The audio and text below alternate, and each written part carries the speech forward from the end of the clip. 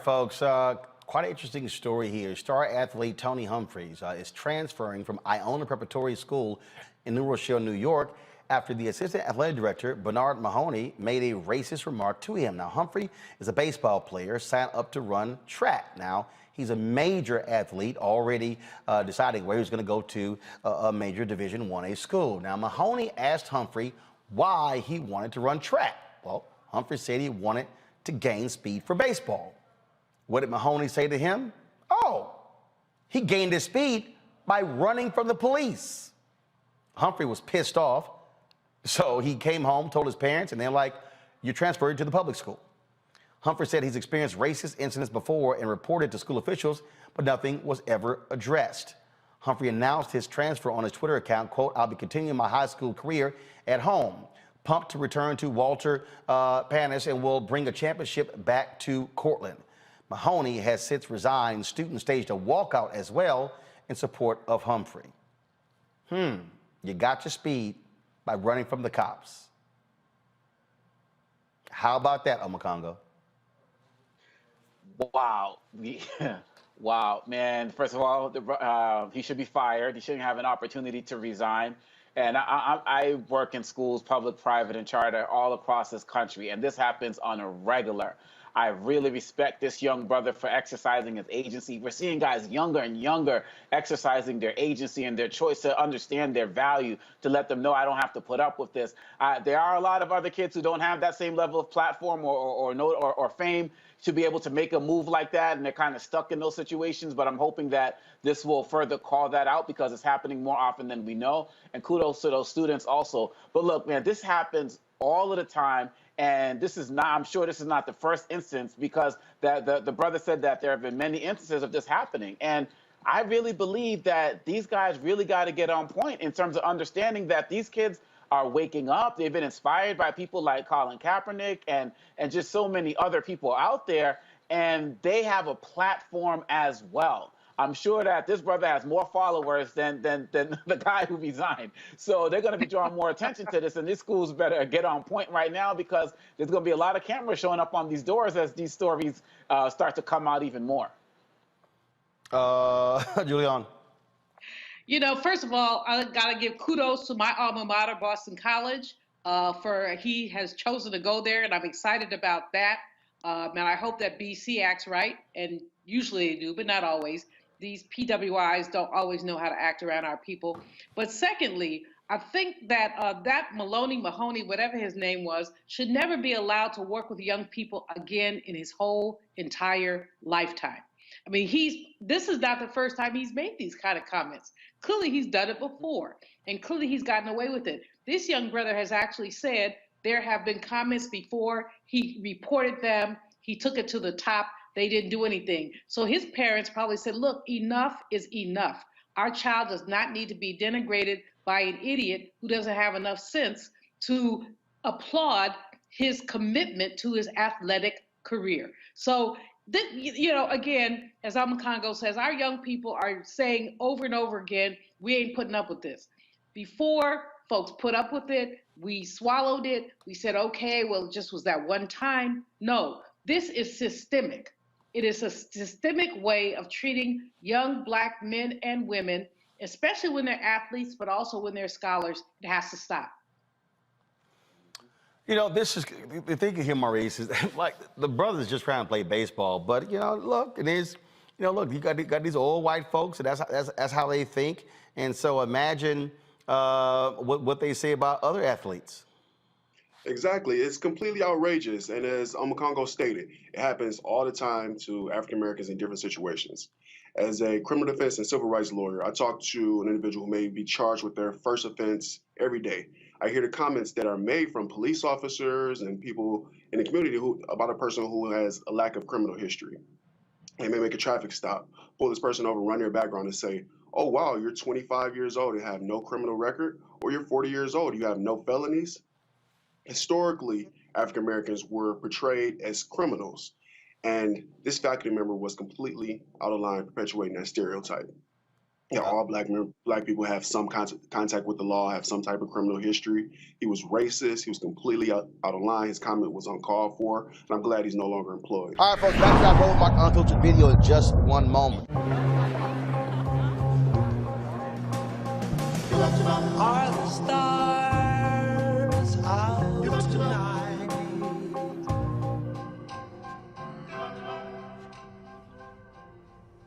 Alexa, play our favorite song again. Okay.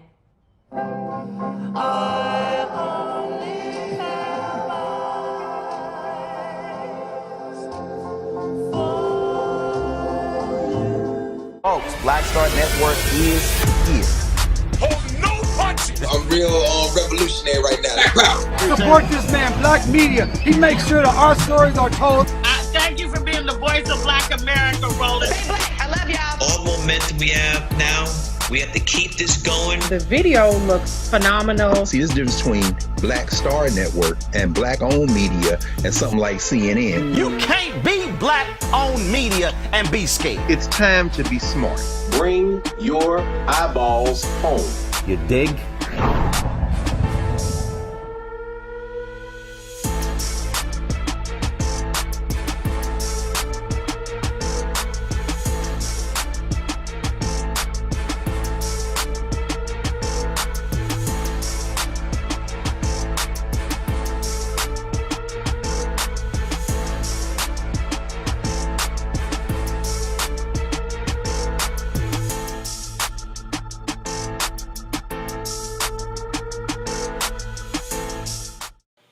Now, this story is quite interesting.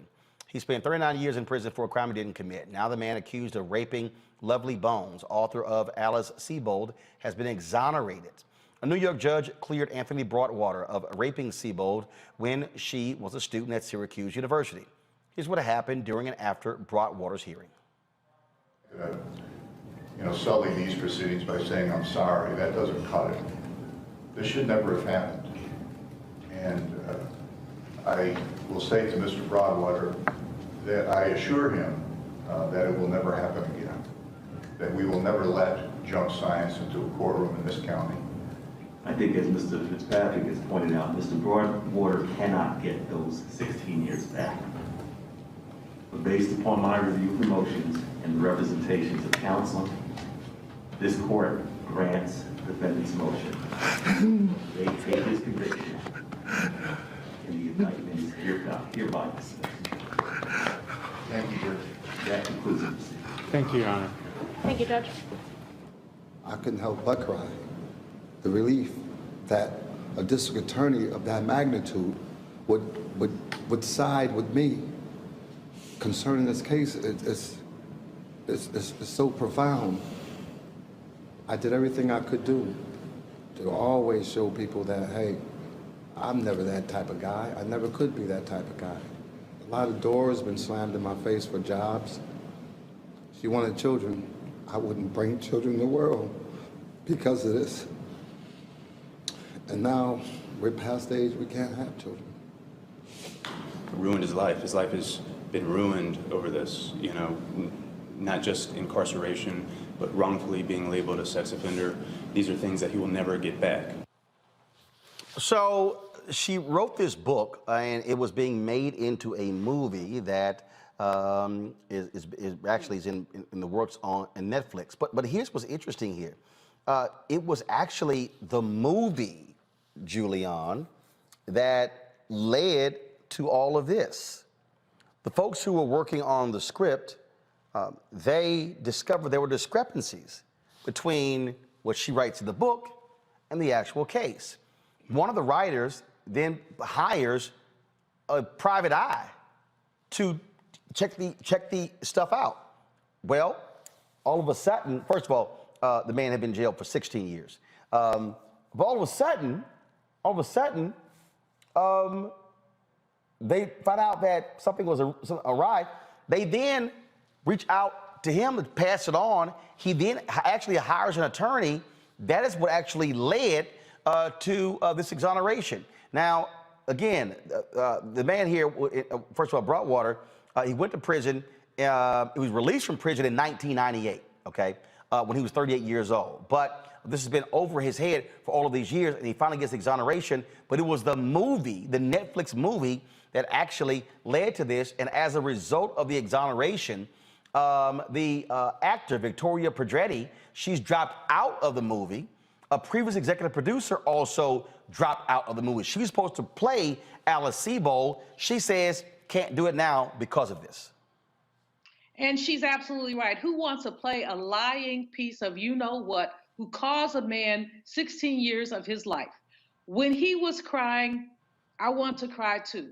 He has lost so much. And you know, white women clutching their pearls and putting their fingers on black men, it's got to stop. I didn't read her book, and I wouldn't read it if somebody sent it to me. I think that this is just disgraceful. But and a widely noted author. I mean, perhaps she was mistaken, but she's held by this story, turned it into a book, turned it into a revenue source, turned her fake rape with her false accusation of this black man into a revenue source. Netflix needs to trash this movie. Her royalties need to go to this brother. This is more egregious than anything I could possibly imagine. So what happened here was that she identified him in court, even though identifying someone else earlier. Mm-hmm. That right there, Omakongo. And again, as they began to look into this, they said, look, there's just way more problems with this. She really couldn't identify who committed the rape, but it got pinned on him. At the time, a 22-year-old Marine.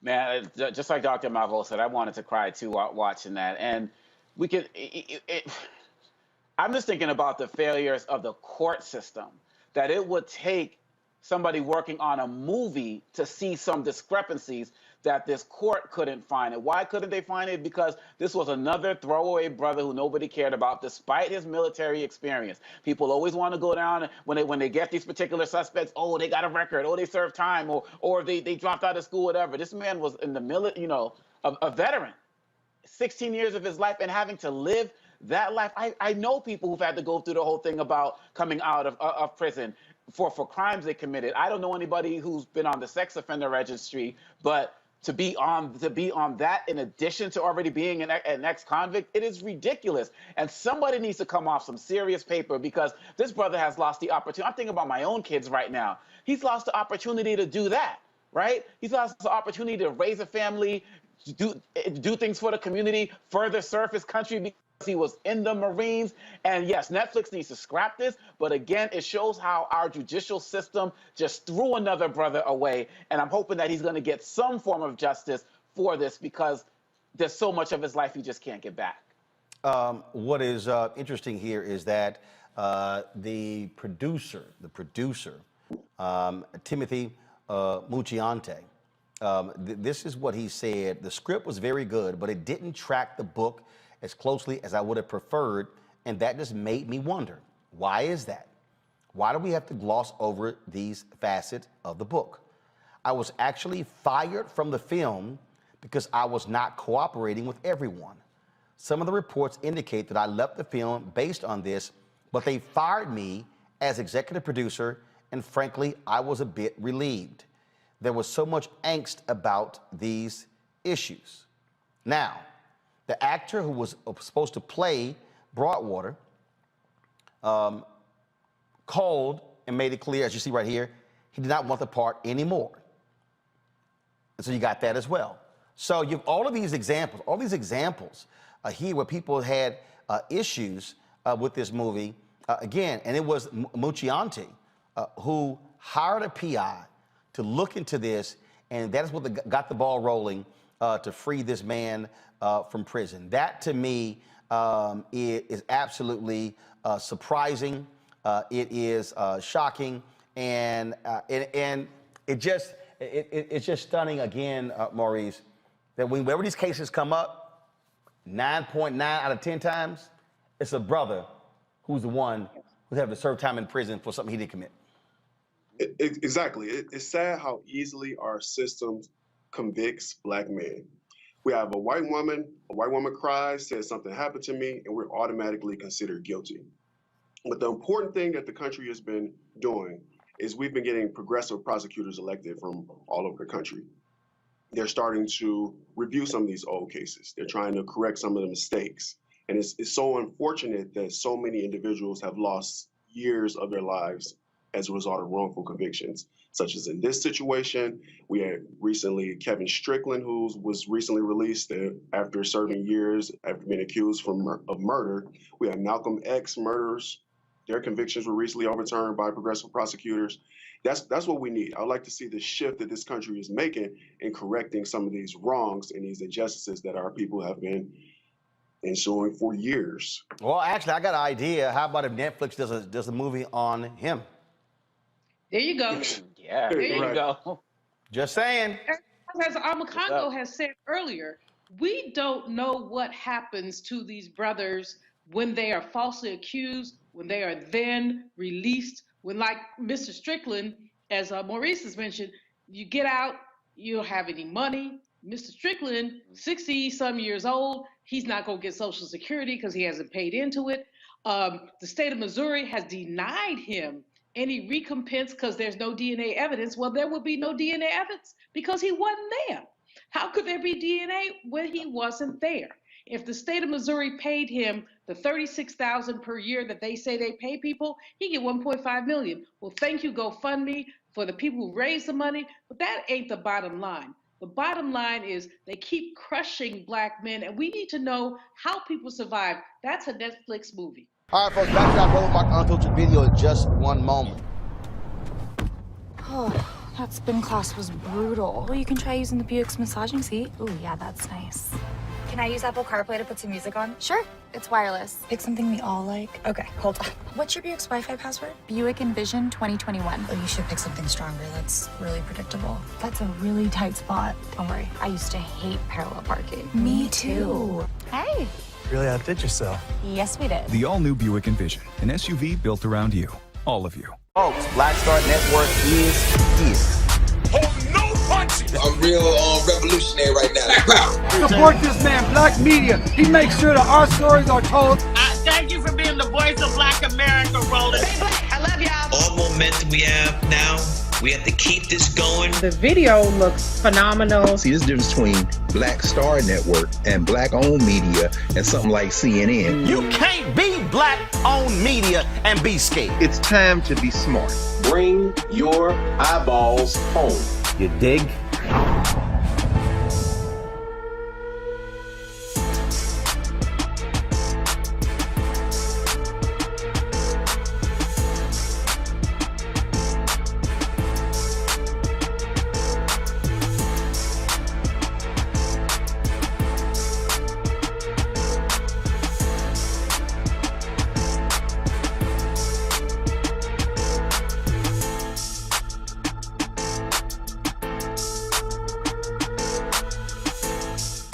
No charcoal grills are allowed. I'm white. I got you, huh? Yeah, illegally selling water without a permit On my property. Whoa! Hey! You don't live here. I'm uncomfortable. Oh, goodness. In Tennessee, a group of white parents, called for the removal of a book about the life of, yes, Reverend Dr. Martin Luther King Jr. This is the first complaint filed under Tennessee's new anti-critical race theory law. In an 11-page complaint filed by conservative parents group Moms for Liberty, the group claims that the book Martin Luther King Jr. and the March on Washington was among a set of lessons promoting anti-American rhetoric. However, the state's Department of Education declined to investigate the book because the lessons took place last year. Not that they're stupid, but they don't actually apply this year when the law was passed. Amisha, people have to understand, and this is precisely when at Fool Christopher Rufo and all them people who sit and talk about anti-critical race theory, the issue was not critical race theory, which is only taught in law schools and not taught anywhere else. They want to label anything black They want to label anything dealing with race, anything dealing with equity, anything dealing with diversity as anti-critical race theory. That is their aim. Absolutely. And I think that we have to talk about this over and over and over again. Critical race theory was never the goal for Republicans. It was never the goal for conservatives. It was never the goal for this new wave of education reform. What they want to do is eradicate any knowledge of American history that is inclusive to the struggle, the fight for civil rights, as well as a lot of the atrocities that white Americans have embedded upon or encroached upon people of color, be it whether they're Black, Latino, Native American, or otherwise.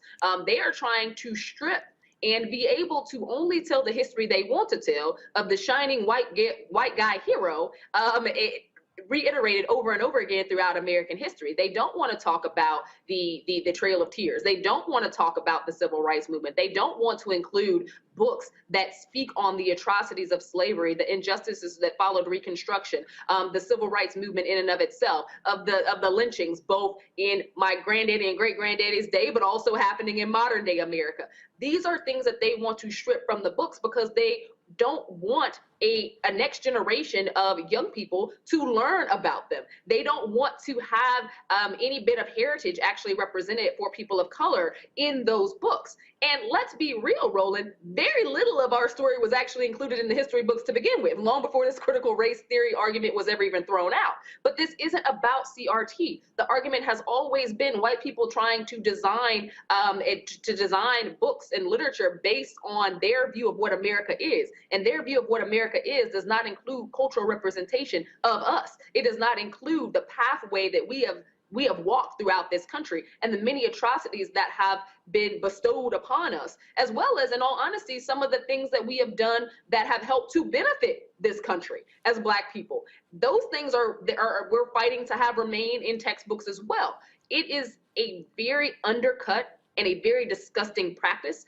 but it is one that they have been fighting to do for quite some time now and are using the school boards, weaponizing school boards and getting more and more of these extreme right-leaning individuals on school boards so that they can advance removing the literature that speaks to the Black experience, removing the historical context of the Black experience. This is their goal. This was never a CRT argument to begin with. This was one basically on its face to erase all things Black from the history books. That is diminishing America. It is diminishing the role that we have taken in this country. It is diminishing the atrocities that we face, but also the successes and the things that we provided this country that have made it stand for so long.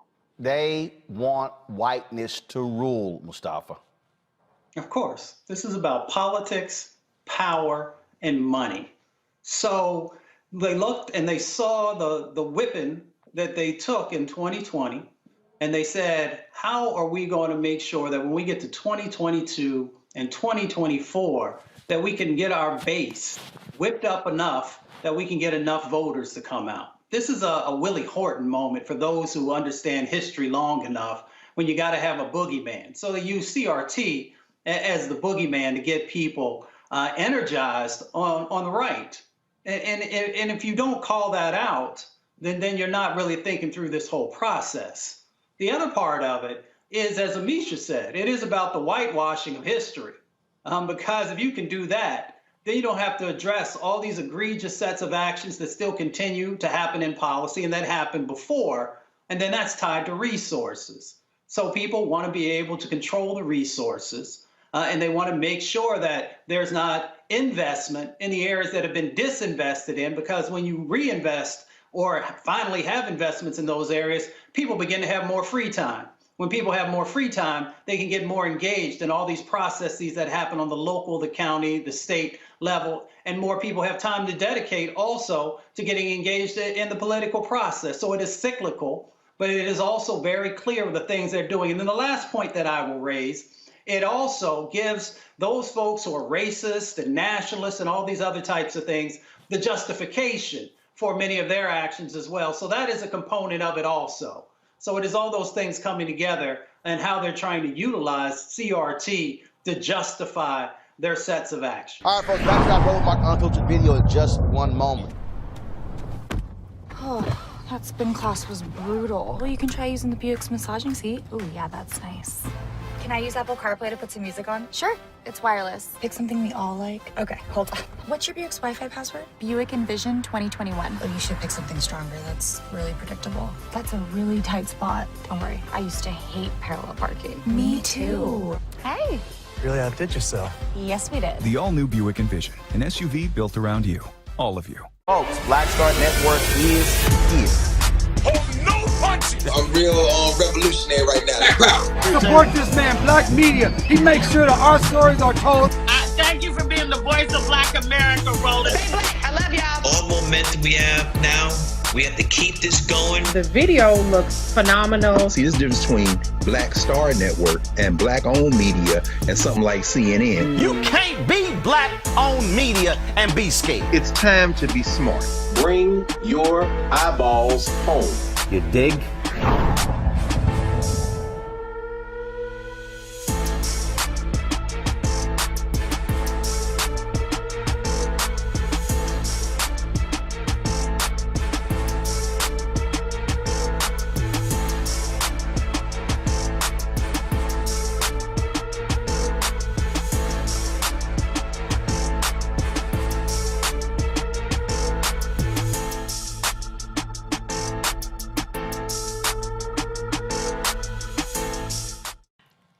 Second high-profile departure from Vice President Kamala Harris' administration. Chief spokesperson and senior advisor Simone Sanders will be leaving her post at the end of the year. Sanders worked on the campaign trail to get President Biden and Vice President Harris elected. She previously worked with the Bernie Sanders campaign when he campaigned for president. Simone Sanders did not provide a reason for her leaving in her farewell note to staff. Some political observers find it ironic Sanders' leaving came on the same day Stacey Abrams launched her campaign for Georgia governor. Communications Director Ashley Etienne left last month to pursue other opportunities. I want to welcome my panel, who I know has plenty to say about this and other matters. First, ladies first, Reese Colbert, welcome, founder of Black Women's Views. Hi there, Reese. Hey, Monique, looking good. Dr. Greg Carr, thank you, girl, thank you. Dr. Greg Carr, Department of Afro-American Studies at the Howard University, HU. Greetings, Dr. Greg. You know, good to see you, Monique. You're holding it down well. Thank you. And Faraji Muhammad, the one and only radio and TV host. Welcome, welcome, bro.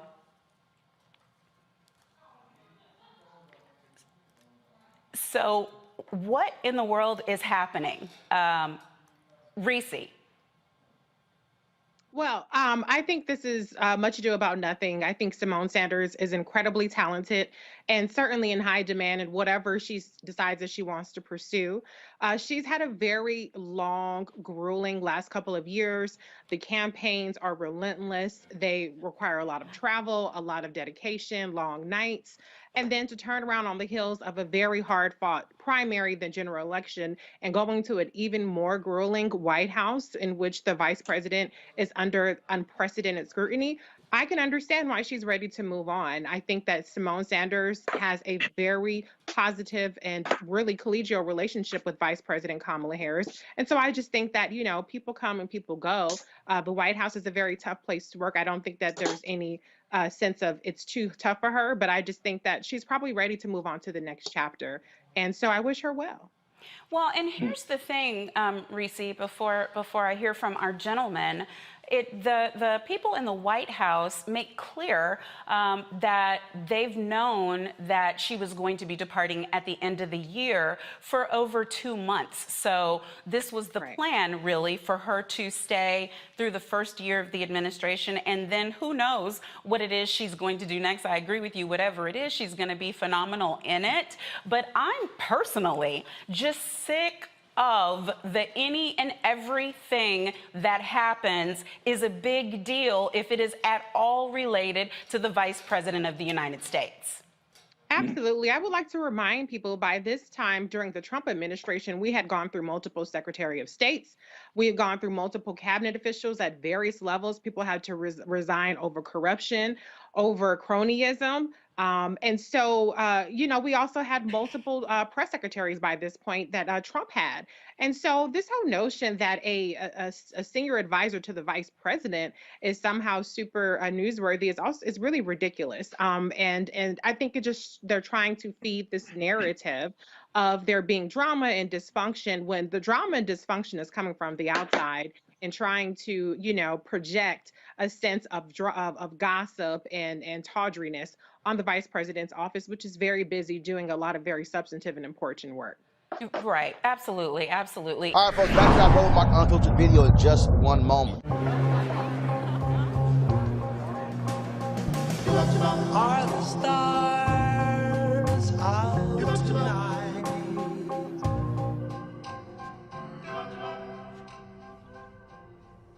Alexa, play our favorite song again. Okay.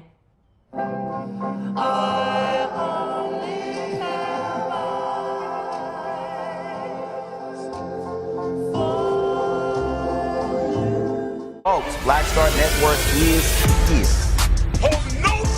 I'm real revolutionary right now. Support this man, Black Media. He makes sure that our stories are told. Thank you for being the voice of Black America, Roland. Stay black. I love y'all. All momentum we have now, we have to keep this going. The video looks phenomenal. See, there's a difference between Black Star Network and Black-owned media and something like CNN. You can't be Black-owned media and be scared. It's time to be smart. Bring your eyeballs home. You dig?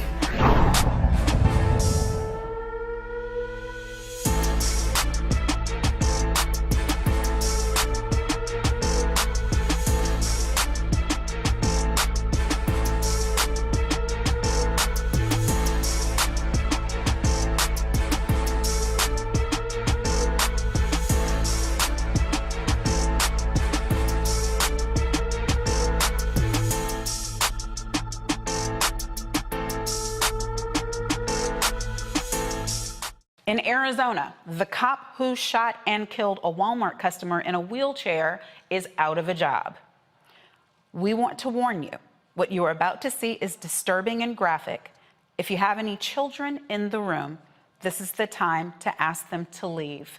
You are about to see what happened when Tucson officer Ryan Remington was working an off-duty job as a security officer Monday night at a Walmart when 61-year-old Richard Lee did not obey his command not to enter the store.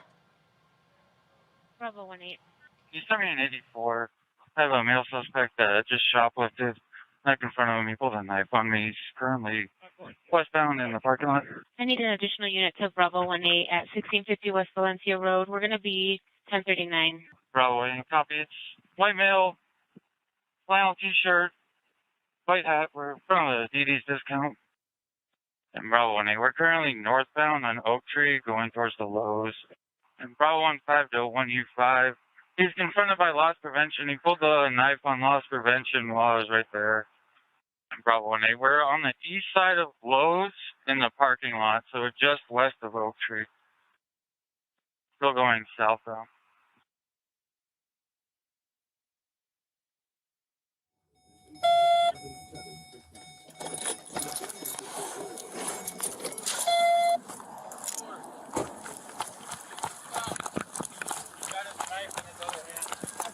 Not going to the store, sir. Stop now. You need to stop.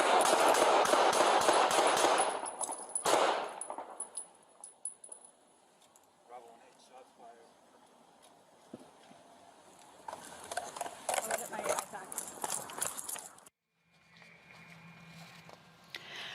Tucson Mayor Regina Romero said Remington's actions were unconscionable and indefensible.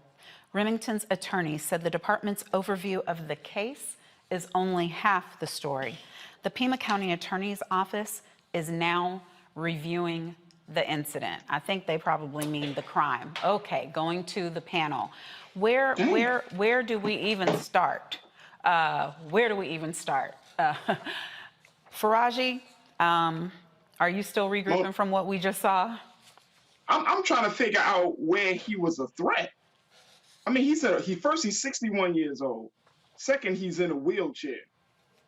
So how is this man a threat to two able-bodied police officers? I mean, he didn't just shoot one time, Monique. He shot this man 7 times. And that's the problem. That's what I'm saying. This is not rocket science. I mean, you could say, sir, fire a warning shot or something, or use your taser or something. But I mean, the man is literally in a wheelchair. And you shoot him that many times because he's rolling into a Lowe's with a knife? You mean to tell me, as a police officer, you can't get a knife from a man in a wheelchair? You are a whole bitch. You are a coward. Yep. I mean, I got nothing. I don't know what to say about it, Reese. Well, a shoplifting shouldn't result in an execution, a parking lot execution. This is basically the cop. I'm going to steal Dr. Carr's word, hunting. It's ridiculous that something like this escalated to that level, but these cops know that they can get away with it, or they believe that they can, but it's unconscionable. I understand that, he said, if you're going to get this knife away from me, you have to shoot me. That's not a dare, even if he was being a little bit belligerent, you're not supposed to, in this country that we supposedly have laws, get to execute a man for shoplifting. I mean, it's ridiculous, but this is the culture of the police that we have and the policing we have in this country. Yeah, I mean, and they claim furtive gestures. They claim, and I'm sure we're going to hear something about in defense of others. I mean, it's. Greg, go ahead. No, I agree. And Reese, you didn't steal that. I mean, that's what it is. They're hunting. They are hunters. And the police forces in this country want you if you have a hunting mentality. If you do not, they do not want you. There are many law enforcement officials in this country who don't have a hunting mentality, and they are under constant persecution, as we saw with your brother in Louisiana, who they ran out of his job because he wanted to be a human being and not a hunter. The 10th juror seated today in the Potter trial. I was, again, listening to Professor Porter, who was narrating. This is a white man who said that he considered becoming a member of the police force, but then he said, I thought about it and I said, I was afraid that one day I might have to use my gun. So I decided not to. He also said in his questionnaire, his juror's questionnaire, that he didn't understand how a cop like the woman who shot Dante Wright, Potter, could mistake a gun for a taser when in fact she should have the muscle memory born from years of being on the force. What we saw right then was a premeditated murder by a hunter who set it up by saying into his little shoulder with all his courage, knife.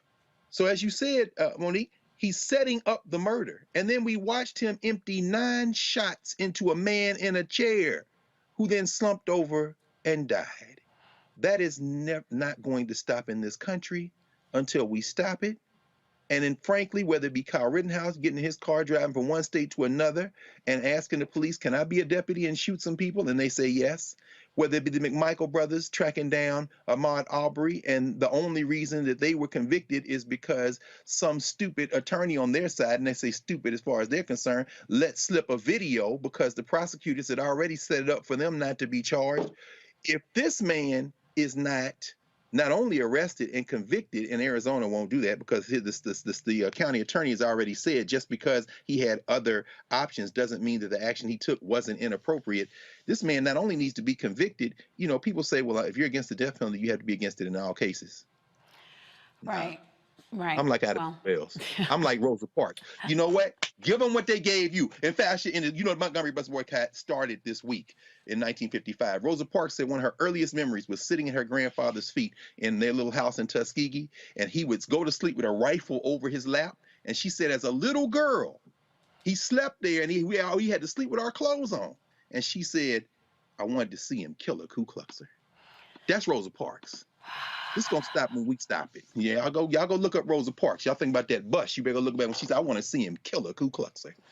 Well, anyway. but looking at the prior case that was discussed, the Goodson case, I mean, I don't know how you call this anything other than an execution. And Yeah.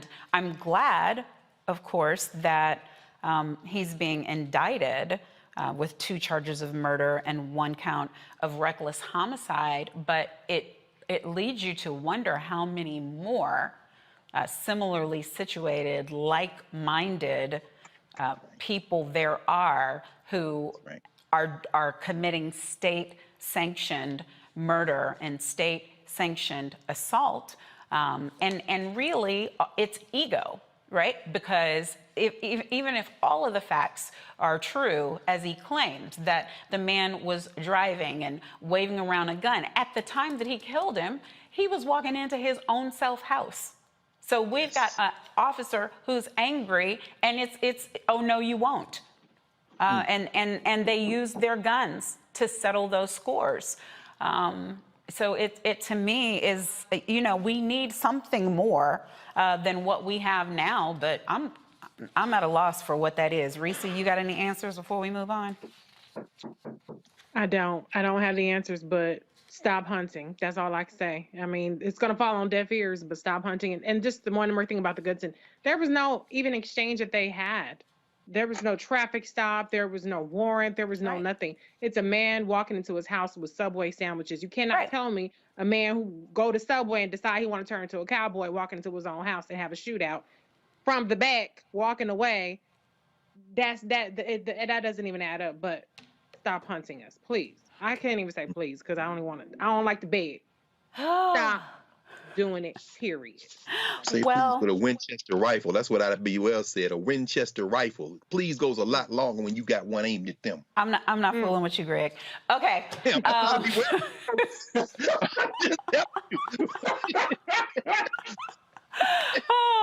We were not providing you all suggestions. This is just Dr. Greg philosophizing, leaving some food for thought. It wasn't a directive.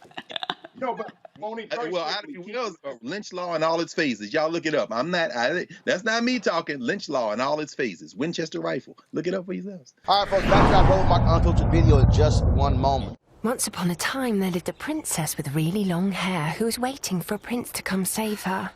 But really, who has time for that? Let's go. Feeling myself.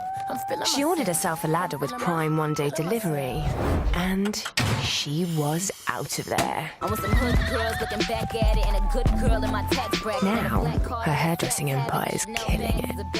And the prince? Well, who cares? Prime changes everything. Folks, Black Star Network is here. Oh, no punches! I'm real revolutionary right now. Support this man, Black Media. He makes sure that our stories are told. Thank you for being the voice of Black America, Roland. Stay black. I love y'all. All momentum we have now, we have to keep this going. The video looks phenomenal. See, there's a difference between Black Star Network and Black-owned media and something like CNN. You can't be Black-owned media and be scared. It's time to be smart. Bring your eyeballs home. You dig?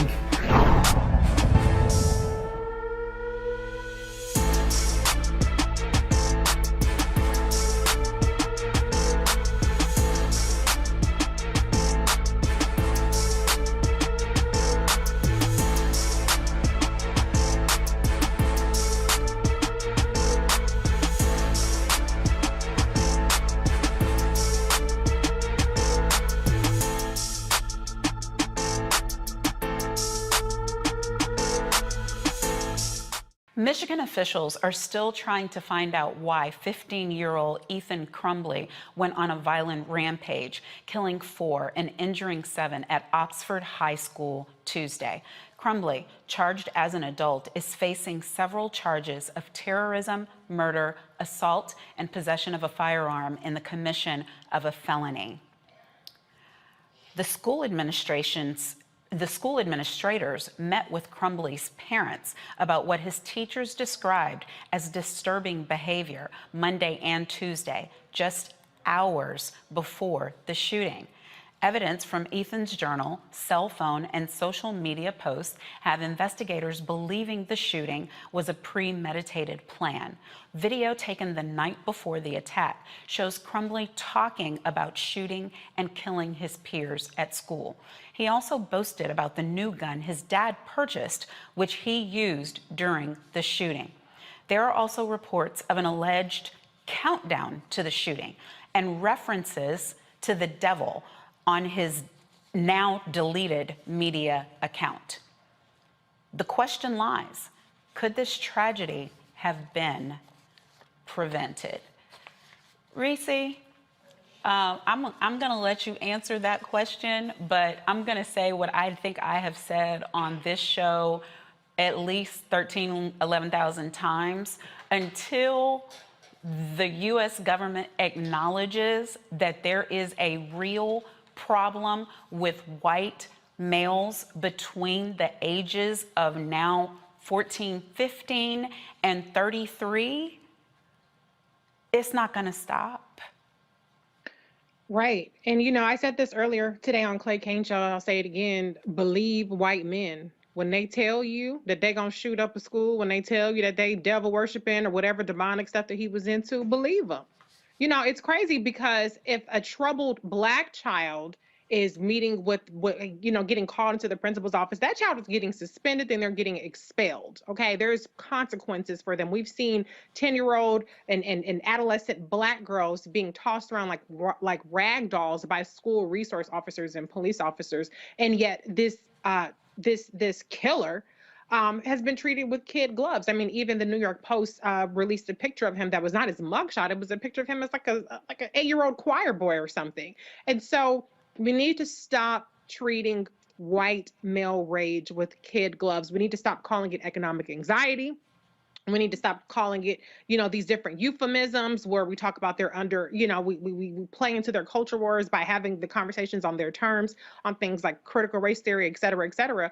And we need to start taking seriously the threat. I mean, Janet, I forget how you say her last name, Janet something or another. She talked about this back, before Bush was even in office, when Clinton was still there, about, the threat that, white domestic extremism is posing. So I'm not saying this was racially motivated or anything, but we have to start taking these troubled white boys, men, whatever you want to call it, seriously. All that energy that people put into over policing and oppressing and putting Black kids and brown kids in this school to prison pipeline. I'm not saying you do the same thing with white kids, but I'm saying don't let them off so easily because they're the ones out there shooting up these schools. Right, absolutely, agreed. And the thing is, Faraji, they don't just drop in out of the sky at 14, 15, mad as hell. They are being raised, something closer that looks like raised.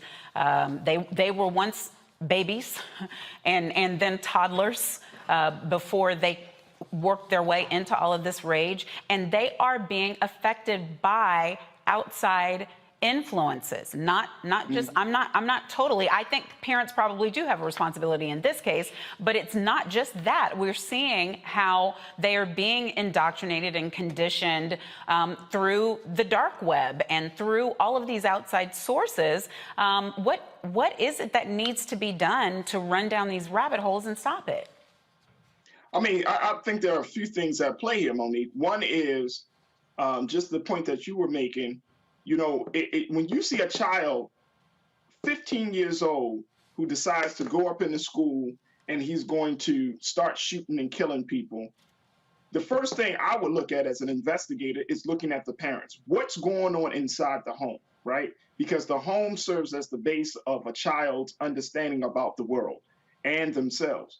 So that's the first thing. So I think that conversation about parents and responsibility, no parent, we can say, oh no, we would never raise our children to be killers. But even in the Black community, we expose our children to too much grown-up stuff in terms of violence, in terms of not being able to properly resolve conflict, in terms of teaching Black boys and Black girls that you can't express yourself, don't cry, and all of this garbage that we send, right? And I'm saying, and I'm using that as an example because he could have been exposed to the same thing. Now, does that mean that he should get a slap on the wrist? Hell no, he shouldn't. Because at 15 years old, a baby knows the difference between right and wrong. So by the time you get to 15, you know what you're about to do is either right or wrong. Going up into a school and shooting people, that unless you are a sociopath, then your brain should register and say, you know what, this may not be a great idea. So when we have that conversation, but I also want to have the discussion about the fact that this is not just about guns. Please, let's not make this about guns, because we know white media often says, uses that excuse. Well, access to guns, the gun policies, gun laws needs to be stricter. Don't they? That's not the don't they? Yeah. I mean, yes, but at the same time, I mean, are they wrong? I'm just checking, just checking. No, I'm not saying it's wrong, but this kid didn't get the gun off the street. He got it from his parents, who for some reason did not teach him certain things. Now, again, we don't know if this child is a sociopath or psychopath. What we can only speculate. But the point is that let's not let's not get away from the simple fact that he made a choice. This child, just like Rittenhouse, just like all of the other white males that go into, that's a mind thing. And Dr. Carr, I'm sure you can attest to the fact that we see this all the time.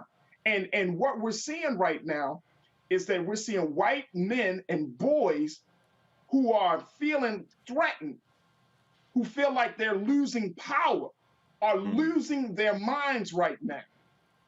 You can take it from President Trump all the way down to this joker. They'll feel like they're losing their minds right now. And so how do they handle that? They only handle that by, I'm gonna shoot and kill somebody. And that's the part of the conversation that we don't want to really have, because we don't really believe that an individual can think like that. But guess what? It happens every day in the Black community too. When you got Black people who say, man, I'm just going to do me. And next thing you know, we shooting and killing each other.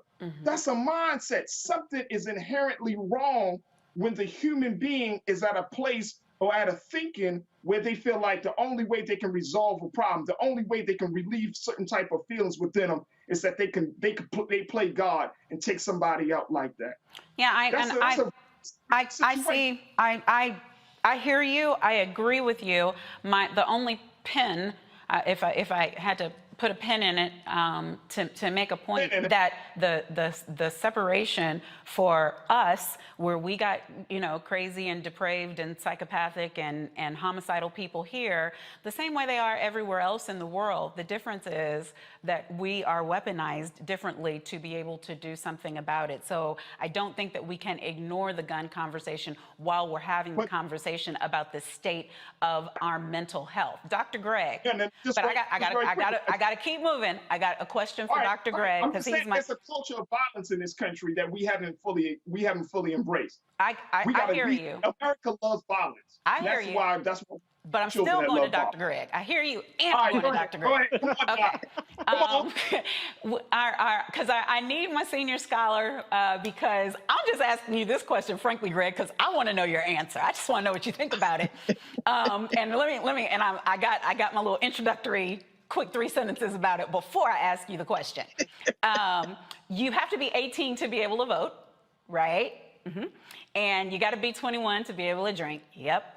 You got to be 18, sometimes 21, and to be able to serve police officer, military, etc. You have to be 18 and over to be able to drive on your own. And the reason why they make these limits, these minimums on age, is because the brain in the adolescent is not fully developed for them to be able to make the mature decisions that are necessary to handle those types of responsibilities. So, my question then is, do you agree or disagree with teens that are 14 and 15 being charged and tried as adults, such as in this case? No, I disagree. Of course, for the reasons you said. And I think it's a I love seamless. you, Dr. Greg. Yes. What? Okay. No, I mean, Yeah. you laid it No, out. it's brave. It's brave and it's bold, because sometimes we fight for the black boys and we don't want them to be tried. And then the white boys come and do this stuff and we're like, throw them under the jail, you know, give them the electric chair. And I'm like, come on, people. What's the policy and what do we believe in? Go ahead. I'm sorry. I'm excited. Please don't apologize, because I think this is the challenge we have. Again, there is no such thing as an abstract human being. And so that's why I think the conversation we're having, you know, Reese and Faraji and me and you, it's all part of a seamless whole. And I agree, Faraji, what you said. There's a culture of violence. So this isn't happening worldwide. The United States is a gunfighter nation. In other words, the things we worship are violent. Whether it be football, whether it be every movie, every television show, damn near everybody interviewed on Roland Martin Unfiltered with a new TV show on here. If you take 50 Cent out of the rotation, it stars all the violence. I mean, in other words, we worship it. We worship the gun. Now, you know, so at the same time, but race plays a role. Remember, I'm sure we both remember this, sitting in our constitutional law class, and we had to read Milliken versus Bradley. That was a 1974 case where they said the Detroit public schools are segregated, so we're going to loop in 85 surrounding school districts and allow busing into those districts. And Supreme Court struck down the Sixth Circuit and said, you can't do that. Well, Oakland, Michigan is about halfway between Detroit, 40 miles out of Detroit, and just about 40 miles south of a little place called, what's the name of that place? Oh, I can't think of the name of the county right now, but it's the county where, remember this guy, Terry Nichols? Lapeer, Michigan. Terry Nichols was with the Oklahoma bomber, Tim McVeigh. People talk about Timothy McVeigh, but Nichols was from a place in Michigan about 40 miles north of the place where this white boy shot up. Now, what does that have to do with what we're talking about right now? Violence. We're immersed in this violent culture in the United States. When it's around black people, they put metal detectors in the schools. I worked in the Philadelphia Public Schools one time. There's this Chinese young lady, a sophomore in high school. We had a Philadelphia Freedom Schools meeting, 300 some students, Chinese students, Latinx students, black students, white students. And this child got up, she went to girls' high, and she said, until they put metal detectors in girls' high school, one of the top public high schools in Philadelphia, you should take them out of all of the other high schools where my peers go to school, because you've racialized this violence as if we somehow won't be violent because we're different race or different class. Now, when you put that together, I agree with you, Faraji. You've got people in rural places like Lanier, Michigan, where the guy Nichols is from. Roy's on a farm, think something's being taken away. You've got in Detroit kids who are being, assaulting each other, fighting each other, but they're not bringing it to the schools in the same way. And then you got this white boy who feels like probably something's being taken away from him, but he's in an environment where they allow you to take a gun to school, not because they knew about it, but because they put nothing in place to prevent it. So if we're not going to charge him with the death penalty, we shouldn't charge anybody as an adult. We shouldn't charge anybody else as an adult, but we have to address the fact that in this country, which isn't a nation, people have retreated to their corners based in race-stoked fear that has been further weaponized by allowing white children to get away literally with murder, while black children are treated as suspects when they've done nothing except be walking around. The rules aren't the same. So I think that's the ambiguity where we can say no 14-year-old should be charged as an adult, but when you put race, culture, and reality in it, it isn't this abstract 14-year-old. It almost has to be applied differently depending on circumstance. Right. Well, and they have charged him as an adult in this case. But like I said, sometimes I hear an outcry behind that, and sometimes I don't. And I think all right, folks, back to our unfiltered video in just one moment.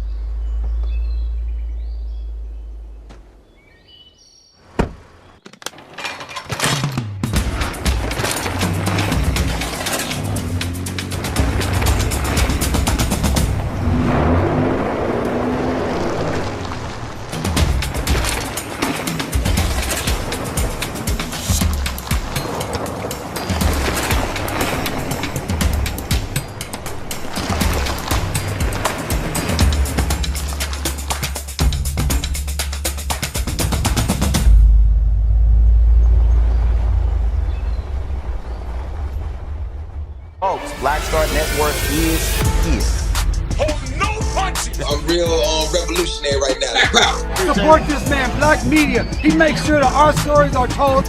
Thank you for being the voice of Black America, Roland. Stay black. I love y'all. All momentum we have now, we have to keep this going. The video looks phenomenal. See, this difference between Black Star Network and Black-owned media and something like CNN. You can't be Black-owned media and be scared. It's time to be smart. Bring your eyeballs home. You dig?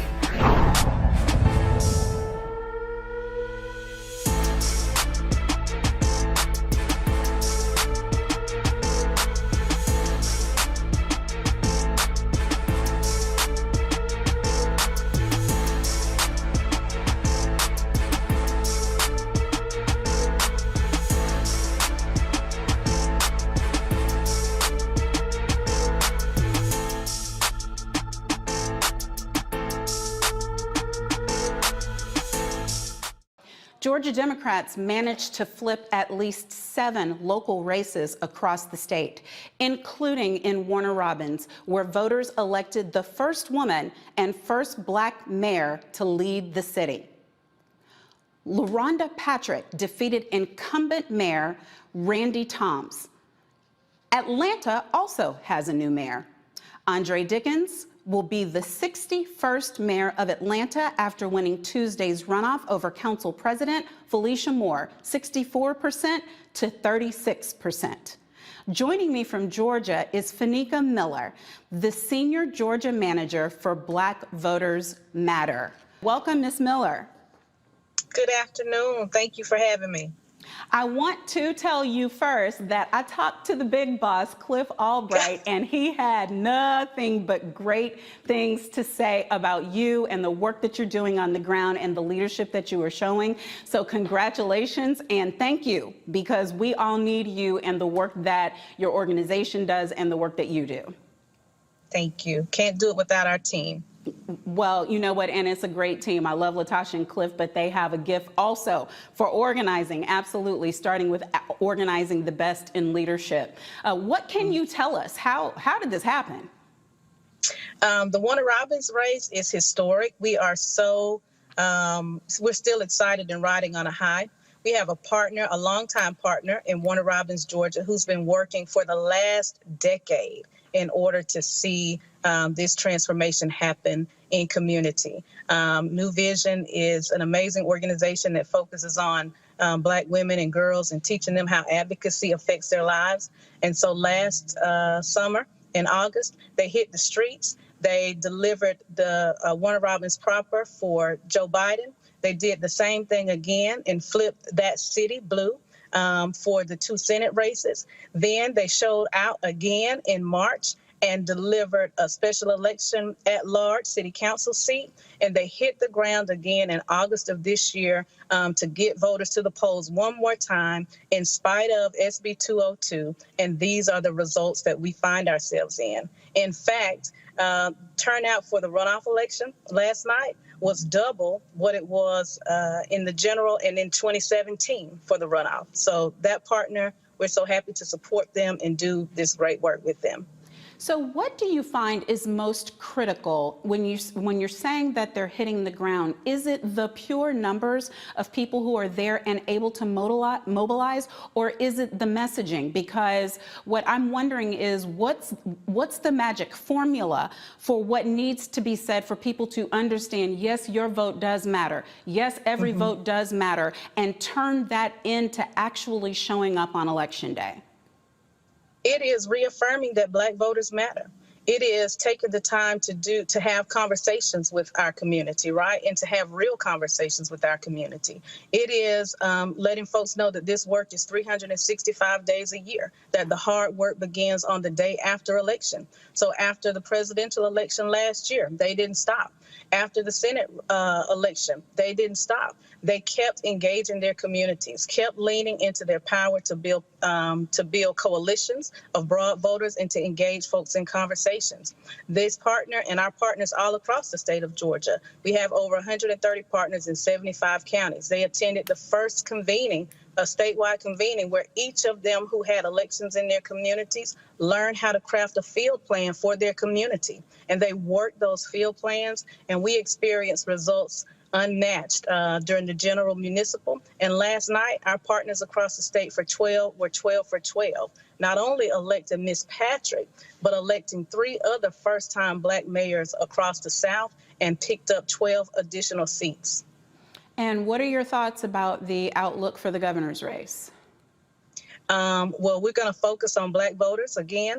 We're going to talk to our people. We're going to talk to them about the issues, make sure that we're connecting the dots, and we hope that that resonates. Again, we are so grateful to see Leader Abrams toss her hat into the ring again, but we don't coordinate with candidates. We don't work on behalf of candidates. We work on behalf of the millions of Black voters across the state of Georgia on their bread and butter issues. Because at the end of the day, we have to hold all of these elected officials accountable to making sure that they deliver results so that everybody can have a good quality of life. Well, I am just appreciative, and all I can think is multiply, multiply, multiply. I pray that what is being successful in Georgia will become successful, because Lord knows we need it, looking at the way the news is going and the things that people are trying to do to keep us from our fundamental right of voting. I'm going to turn to the panel. First, we have someone from Georgia on the panel. And Pastor May, do you have a question for Ms. Miller? Well, yeah, Ms. Miller, first of all, let me say thank you for the work of your organization and what you're doing around the state. Look, so excited to hear about what is going on around the state of Georgia outside of the metro Atlanta area, which is great as well.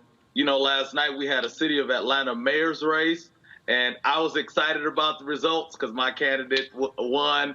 What I wasn't excited about was the voter turnout, both in the general election in November and on last night. It just seems to me that the voter excitement is not as high as it should be. What can y'all continue to do throughout the state to gin up that excitement, you know, in preparation for these for the larger elections that will be coming up next year and beyond? Yeah, excellent question. Historically, turnout in municipal races is lower than it is in midterms and in presidential, because there's just not the same level of investment. The top of the ticket drains all the resources and all of the money. And then folks go home and they forget about the municipals. But this year, municipal turnout was actually higher than it was in 2017 across the state. It still looks like a small fraction, but Black voters and people of color made up about 41% of the turnout in municipals across the state. Down in Brunswick, Georgia, they doubled by 100% their turnout in municipal races this cycle. Again, in Warner Robins last night, there were about 6,700 voters who voted in a runoff election in 2017, and it was 8,800 last night. So the more that we talk to folks, the more that we focus on community organizing and lean into the issues and the importance of running in every election, then that's how our folks are going to stay engaged. That's how we're going to continue to win all across the state of Georgia. Attorney Manning, do you have a question for Fanika? I do, and first I want to congratulate you again on the amazing results. My question is just how can you replicate those same results or the same approach in other places like Texas, where I live, where, you know, we need that kind of institutional support and that kind of strategic planning to yield the same results. So what suggestions do you have for how we can replicate that where we are? Well, fortunately for Texas, we have an amazing state organizing manager in Texas as well. And so we know that our sister will be planning and strategizing and seeing how we can do the same thing. It just takes hard work, and it is grueling work, right? And making sure that our partners across each one of these states stays focused on the end goal and stays focused on, you know, the prize. And so we'll get that strategy together. We'll see wins in Texas. One thing that I know, in spite of all voter suppression tactics, in spite of the barriers that folks have put in place, in spite of redistricting efforts, you cannot suppress a people who are familiar with oppression, right? We're going to win every time. Attorney Bolden. Yeah, hey, congratulations last night. But I will say this, you know, the Democratic Party at the national level isn't being very helpful right now. As I travel the country, there's a large amount of voter discontent with the Biden-Harris ticket, the fact that black people put them in the majority in the Senate and the House and the White House, and yet voting rights has not been a priority, or at least they haven't been able to get it done. That's got to be a pretty strong headwind, notwithstanding having Senator Warnock as well as Stacey Abrams on the ticket next year, in being able to replicate that black voter turnout. What we're hearing in Washington is that's going to be tough because Democratic voters simply aren't happy that their issues, criminal justice reform and the Voting Rights Act, simply haven't been made a priority by this administration. How do you respond to those concerns of here in Washington? Uh-oh. My light went out. There we go. Yeah, no, I am a black voter myself, right? And I echo those concerns. I have aligned myself with the Democratic Party, for many years before I transitioned to this space. And what I'll tell folks that sometimes we just don't trust the system. We told folks last year that if they get out and they vote in record numbers that we were going to get this. And we did. Our votes did deliver. Our votes delivered, COVID relief. It delivered ARP funds. I call it the Biden bag, right? But we still have to just continue to have those conversations with our voters, but not focus so much on the federal and continue to focus on the local elections. That's our sweet spot. And we know that we need federal protection of our voting rights, but we know that help may not come. Right. And so if it doesn't come, what we can do is continue to flip these mayoral seats, flip a school board seat, flip a county commission seat in those down ballot races. That's the sweet spot. And those are the races that are going to impact our communities and black voters the most. Yeah. Good luck. And it'd still be nice to get some federal help, though. It would. We agree. Well, Ms. Miller, thank you so much for everything that you're doing. All politics is local after all, so we want to back you up any way we can. Tell us how we can help support Black Voters Matter Fund and the work that you're doing. Yes, absolutely. Thank you so much. You can visit our website at www.blackvotersmatterfund.org. You can donate, you can stay connected, sign up for our newsletter, follow us on social media at blackvotersmatter.org and Black Voters Matter on all social media platforms. Thanks so much for joining us. Thank you. Have a great night. All right, folks, back to our Road Mark Unfiltered video in just one moment.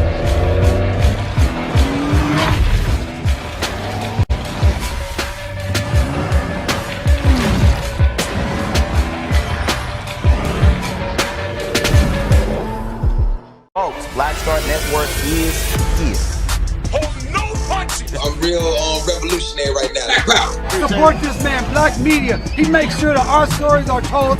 Thank you for being the voice of Black America, Roland. Stay black. I love y'all. All momentum we have now, we have to keep this going. The video looks phenomenal. See, there's a difference between Black Star Network and black-owned media and something like CNN. You can't be black-owned media and be scared. It's time to be smart. Bring your eyeballs home. You dig?